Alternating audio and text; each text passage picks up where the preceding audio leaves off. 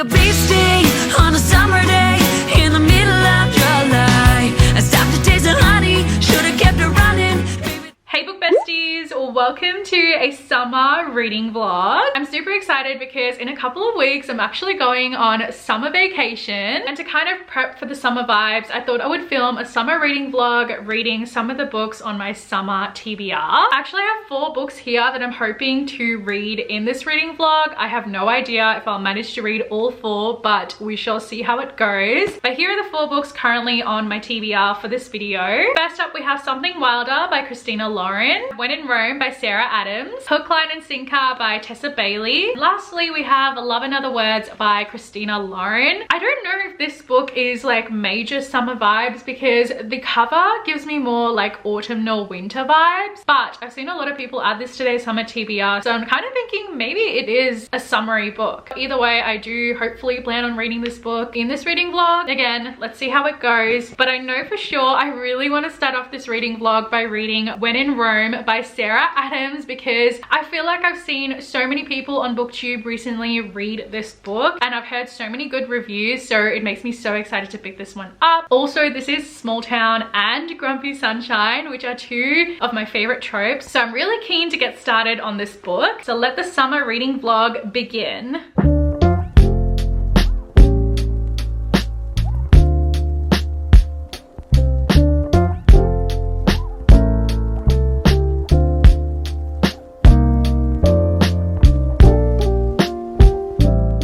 Officially 100 pages into When in Rome, so I thought I'd just quickly come on here and give you guys an update. I also realized that I never really told you guys what this book is about. So this is Grumpy Sunshine, One of Us is Famous, and it is set in the small town of Rome, Kentucky. So we follow our main female character, Amelia. She is a famous singer. She kind of reminds me of like Hannah Montana. It's giving me Hannah Montana the movie vibes. I don't know why. Like, it's not super similar to the movie, but it's kind of giving me the vibes of it. So I keep picturing Miley Cyrus's face every time I picture Amelia. I don't know.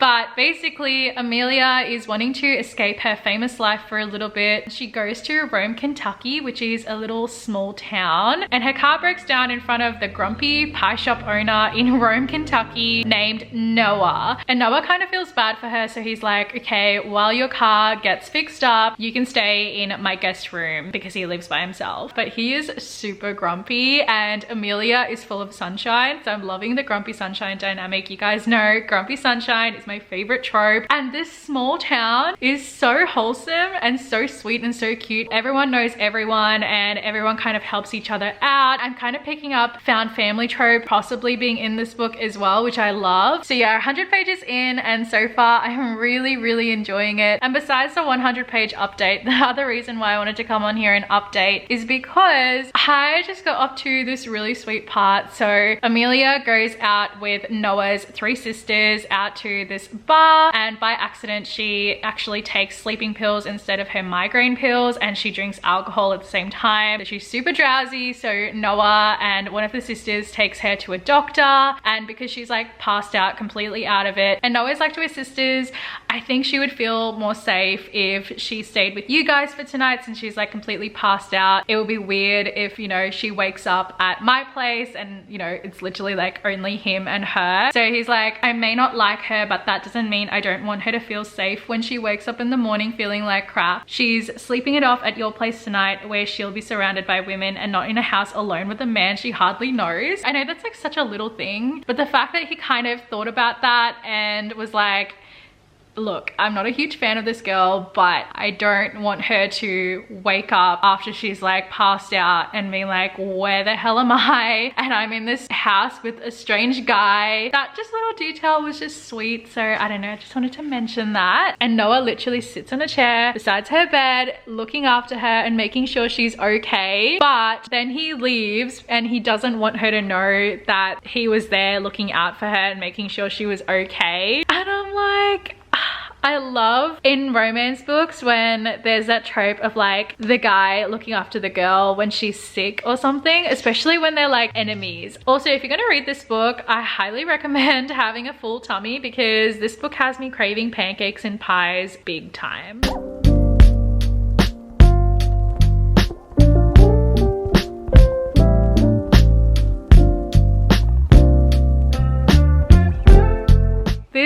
freaking book. I have basically been sitting here on the couch for like the last few hours binge reading When in Rome. I'm actually literally almost finished the book, which is crazy. I don't know what Sarah Adams puts in her books because they are just so binge worthy. When I started reading this book, I genuinely did not think, I just thought it was going to be a fun little rom-com, which it definitely is. It has such funny, playful banter, but more than that, there are other things that happen. You get to know so much about Noah and Amelia's past. You really connect to them. Like, these characters actually have emotional depth to them, which I feel like sometimes in rom-coms, you don't always get that. In this book, you do actually get that, and I absolutely adore that because I feel like I connect so much to Noah and Amelia, and you kind of figure out why Noah is so grumpy and is so hesitant towards Amelia in the first place. Like, it takes a while for him to warm up to Amelia. I feel like I've been in a bit of a reading slump over the last few months, and books like this is what makes me remember why I fell back in love with reading romance books again, because I am just really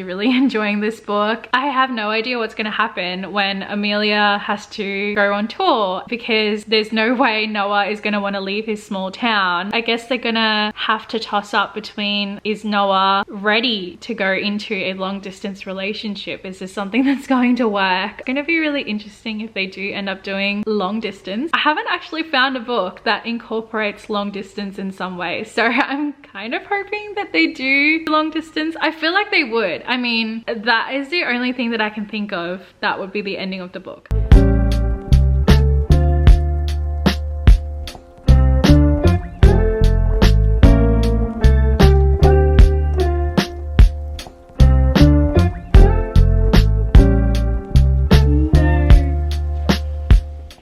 Officially finished the first book in my summer reading vlog, which is When in Rome. This book was just such a fun, wholesome, sweet book. This was also a closed door romance, so there was no spice. I loved the small town setting. I loved the main characters. I loved the side characters. Noah's sisters was so sweet, and I guess Noah's, I guess you could call her the great aunt. Her meddling in was just so sweet, and I just loved everyone in this town was so supportive of Amelia and was like protecting her privacy and making sure the paparazzi wouldn't find her. The aspect of found family in this book was just the best thing ever. And I talked about this earlier, but these characters actually had emotional depth to them, and I just love that they weren't the typical surface level characters that you normally, I guess, find in a lot of rom-coms. And that's one thing I really like about Sarah Adams, is that she normally always adds an aspect to these characters where you can't help but love them, and I just love that. This book was sweet like powdered sugar. If you read this book, you'll know why I chose those specific words to describe this book. But all in all, this book was very sweet and super wholesome. I had such a good time reading this book. First of all, I loved seeing Amelia's character development. She was always taught to be extremely polite, be a people pleaser,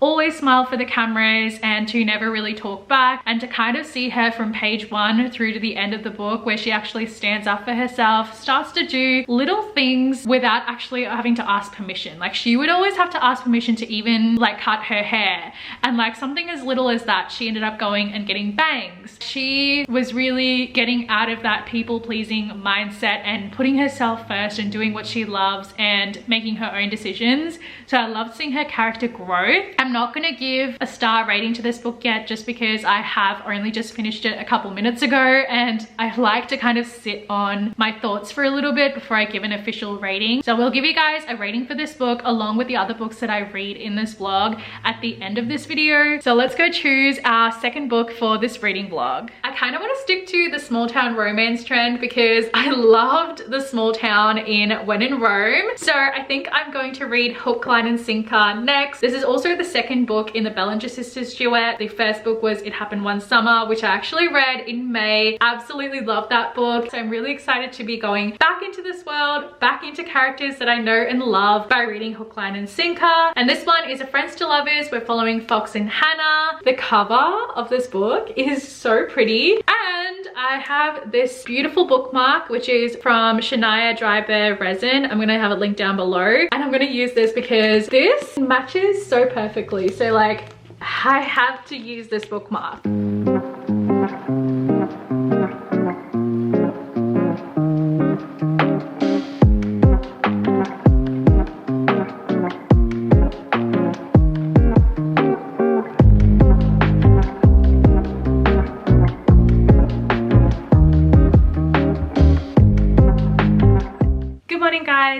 next day. Last night I did get through a little bit of Hook, Line and Sinker. I've made it up to page 136, which is on chapter 10, so we're about 40% through the book. I am just so happy to be back in this world, back in this small fishing town, because it is just so crazy. I've missed these characters so much, and I love seeing Piper and Brendan again and seeing how their relationship has progressed from the first book. Obviously you don't really get to see them too much because this book is mainly focused on Fox and Hannah. I love Fox and Hannah's friendship. They connect a lot through music because they do both love music, especially Hannah. Her dream job is basically to be a music sound, I don't know how to explain it, but she wants to create soundtracks for movies, and I think that's so cool and interesting and fun. So yeah, like I said, I love Fox and Hannah's friendship dynamics, and you can tell they both definitely have an attraction going on with each other, but Fox is a major player. He doesn't do relationships, love, anything like that, but Hannah is very much a relationship, settling down type of girly. Also, this is really random, but I kind of wanted to talk a little bit about it because something that Hannah was talking about towards like the first quarter of the book was a lot about how she has always felt like she is the side character, background character of her own life, because she's always lived in her sister's shadow, because her sister's always been on the spotlight, and she kept talking about how she's never felt like the leading lady or like the main character in her own story. I don't know, when I was reading that I was like, I feel like I and a lot of us in general can probably relate to feeling that way at some points, because even though yes, technically we are the main characters in our own stories, sometimes it's so easy to feel like you are the side character. You don't really feel like a main character. Anyways, I feel like I'm going off on a tangent because it's not that big to the story, but basically so far 40% in through the book, it's such an easy read because I know this world, I know these characters, so it feels like coming home again in a book. I'm just gonna enjoy my morning in my little egg chair and let's continue reading Hook, Line and Sinker.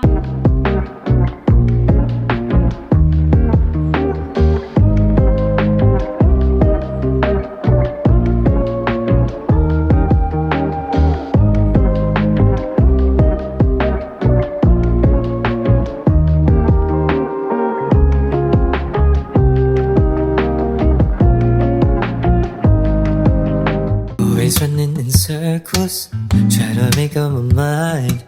Should I ask you? I'm too scared to ask, but I'll probably ask you this time. It's been a couple of hours. A little update on Love and Other Words. I am about 70 pages in, so I'm not too far along. I'm really enjoying the story so far. I'm actually, dare I say it, 5-star book prediction. I know that's like probably a bit risky throwing that out there when I'm only 70 pages in. Like that's not far along. Like I've only read this much. I don't know if I mentioned this yesterday, but this does follow a then and now perspective. Our two main characters, Macy and Elliot, were childhood friends. They actually grew up being neighbors next to each other. But then something happens, we don't know what. I have no idea. I don't even have any predictions of what happened between the two of them that made them fall apart, but something really bad happens between the two and they lose contact and haven't seen each other, and then they bump into each other at a cafe. Now they are reconnecting, or not reconnecting, but they've met up for coffee, and Macy is like to Elliot, was it always your plan to move back to San Francisco?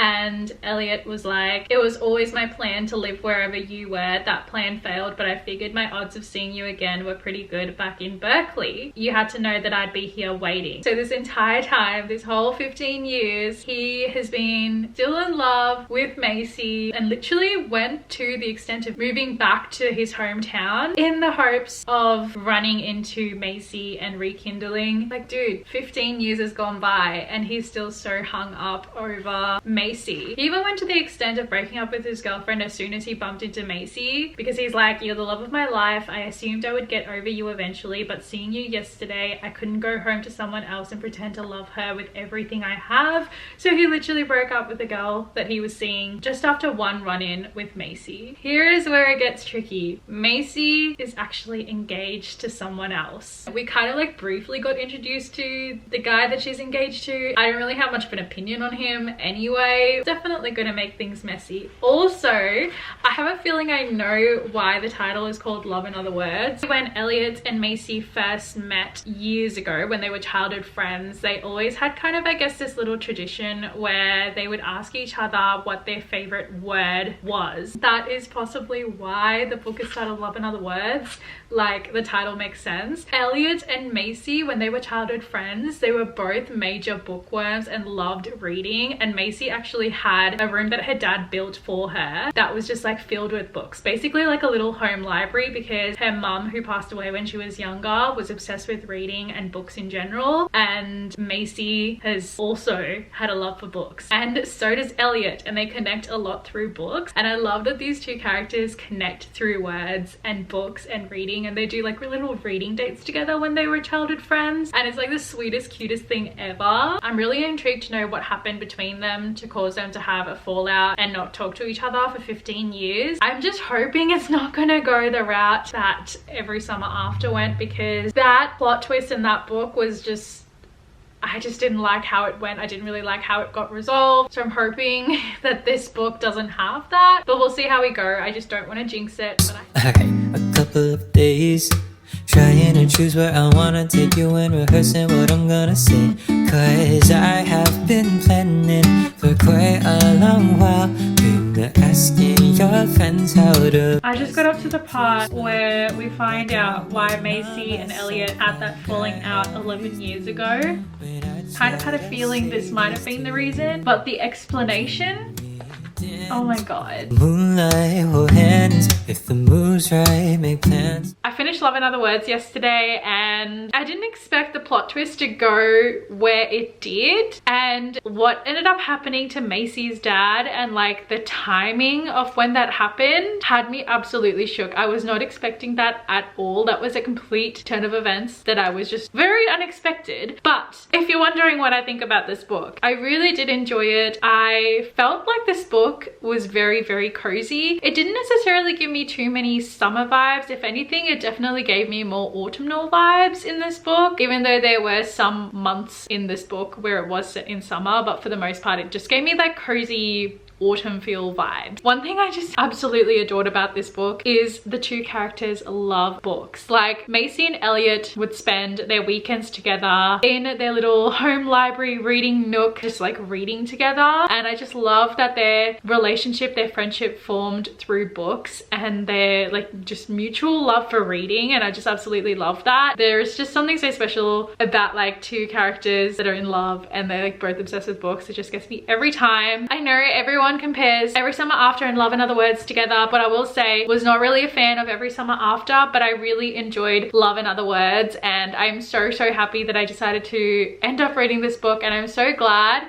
that I ended up liking it, because I was a little nervous going into it with everyone comparing Every Summer After to this book. I decided to give this book 4 stars. For the other 2 books, I do have ratings that I can tell you guys. So for Hook, Line and Sinker, I decided to also give this one 4 stars. I did like it. It was a sweet friends to lovers romance. Again, I was excited to go back into this small town, but I feel like we didn't get too much of the small town like we did when we got introduced to it in It Happened One Summer. I personally prefer It Happened One Summer over this book, but with that being said, I did still really like this one. And then last but not least, we have When in Rome, which was the first book that I read in this reading vlog. I loved this book. If you are a Hannah Montana girly, read this book, because it's not really Hannah Montana vibes, but it gave me Hannah Montana vibes, which makes no sense. I rated this one 4.5 stars. Like I said, loved the small town, loved the characters, loved that they actually had emotional depth, and I loved Sarah Adams' writing. This book was just wholesome and sweet and fluffy, closed door. I just really enjoyed this book. I was so close to being 5 stars, but I am rating this one